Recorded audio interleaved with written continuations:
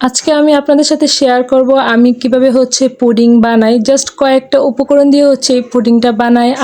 আর এই পুডিংটা ছোট হতে বড় সবারই একটা পছন্দের খাবার বলতে পারেন।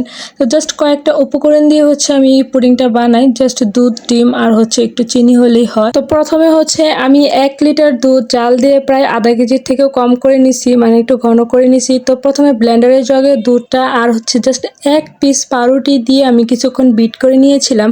তো এখানে 2 চামচ চিনি আর 3টা ডিম দিয়ে তারপরে কিছুক্ষণ ব্লেন্ড করে নিছি। তো এখন আমি একটা টিফিন বক্সে ক্যারামেল বানিয়ে নিয়েছিলাম।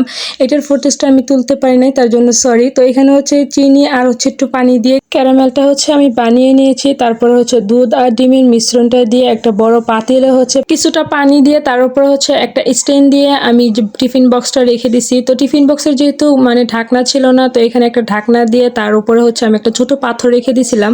তারপরে আমি বড় ঢাকনাটা দিয়ে তারপরে আরেকটা পাথর দিয়ে দিয়েছিলাম যাতে বাতাস বের না হয়। আর চুলাটা আমি মাঝারি আঁচে রেখে দিয়েছিলাম। প্রায় 40 মিনিটের মতো হইতে লাগছে, সময় লাগছে পুডিংটা হওয়ার জন্য। তো এখানে আমি পুডিংটা মোল্ড আউট করে নিছি। আর পুডিং সবসময় ঠান্ডা হলে তারপরে একদম মোল্ড আউট করবেন, তাহলে পুডিংটা কিন্তু পারফেক্ট হয়।